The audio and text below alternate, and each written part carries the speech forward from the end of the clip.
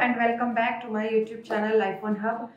हम बात कर रहे हैं इंटेलेक्चुअल प्रॉपर्टी राइट्स की सीरीज की। आज हम बात करते हैं पेटेंट लॉ 1970। क्या आपको पता है कि 1970 एक्ट का ही पेटेंट एक्ट फाइनल माना जाता है? नहीं, बिल्कुल नहीं, क्योंकि इसके पहले इतने इवोल्यूशन हो चुकी है इंडियन पेटेंट एक्ट में, जो कि हम आज डिस्कस करेंगे अपने इस चैनल पर। इंडियन पेटेंट एक्ट का इतिहास शुरू होता है 1856 से, जब नई नई खोजों को बढ़ावा देने के लिए एक्ट 6 ऑफ 1856 पास किया गया। लेकिन इस एक्ट में भी बहुत सारी खामियां ऐसी रह गई कि जब इनोवेटर नई नई खोजें कर रहा है, नए नए इन्वेंशंस कर रहा है, तो उसे उस तरह का या उस लेवल का प्रोटेक्शन नहीं दिया जा रहा था जिसका कि वो हकदार था। आफ्टर 1856 एक्ट 15 ऑफ 1859 पास किया गया, जिसको कहा गया था एक्सक्लूसिव प्रिविलेजेस।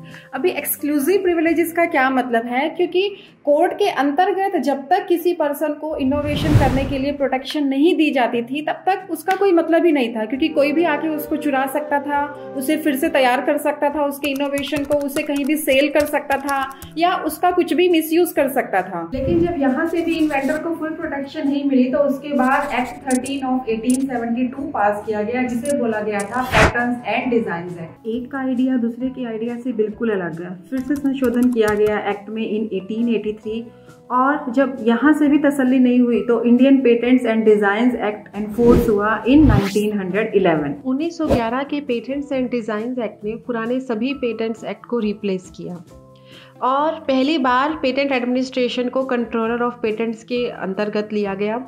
1930 में फिर से संशोधन किया गया, क्योंकि इसके पहले तक यदि कोई सपोज डिफेंस की फील्ड में पेटेंट था तो उसके लिए कोई प्रावधान नहीं था, तो इसलिए अगर कोई सीक्रेट पेटेंट है उसका प्रावधान दिया गया। पेटेंट ऑफ एडिशन अगर है किसी का तो उसके लिए प्रावधान दिया गया।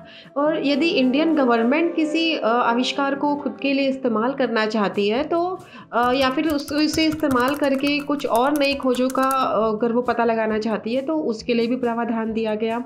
और 1930 में, जो कि इसके पहले पेटेंट का टर्म 14 इयर्स था, 1930 में इसे बढ़ाकर 14 साल से 16 साल कर दिया गया। 1945 में फिर से एक संशोधन किया गया, जिसमें कि प्रोविजनल और कंप्लीट फाइलिंग का प्रावधान दिया गया। यदि प्रोविजनल फाइलिंग की है तो उसके 9 महीने के ही अंतर में कंप्लीट फाइलिंग हो जानी चाहिए। ये तो जो भी अमेंडमेंट्स हुए आज़ादी के पहले के, ये सब ब्रिटिश एरा को ध्यान में रख कर किए गए, यानी कि ब्रिटिश पेटेंट एक्ट को ध्यान में रखकर जितने भी संशोधन किए गए इंडियन पेटेंट एक्ट में, ये सब हमें आज़ादी के पूर्व ये सब हमें देखने को मिला। लेकिन जब यहाँ से सभी नहीं कंप्लीट हो रहे थे, अपने जो ऑब्जेक्टिव्स कंप्लीट नहीं हो रहे थे, तो उसके लिए जब आज़ादी के बाद 1970 में फाइनली इंडियन पेटेंट एक्ट जब लागू किया गया, तो उसमें भारतीय मूल को ध्यान में रखते हुए जितने भी अमेंडमेंट्स, जितने भी संशोधन किए गया, जो भी ऐड किया गया पेटेंट एक्ट में, वो भारतीय मूल को ध्यान में रख के किया गया। और इसके बाद भी संशोधन होते रहे, जैसे कि 1999 में संशोधन किया गया, फिर 2003 में संशोधन किया गया, जिसका कि रेट्रोस्पेक्टिव इफेक्ट था 2002 से, और 2005 में भी संशोधन किया गया।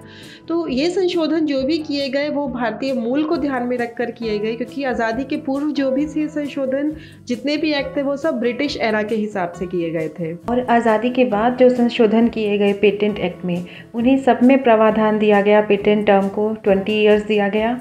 और यदि प्रोविजनल फाइलिंग हो चुकी है पेटेंट की, तो उसके 12 महीने के अंदर ही कंप्लीट फाइलिंग हो जानी चाहिए। और हम अपनी आगे आने वाली वीडियोस में बात करेंगे जो भी संशोधन हुए हैं इंडियन पेटेंट एक्ट में, उसके बारे में भी हम बात करेंगे। बस जुड़े रहिए हमारे साथ, हमारे यूट्यूब चैनल के साथ।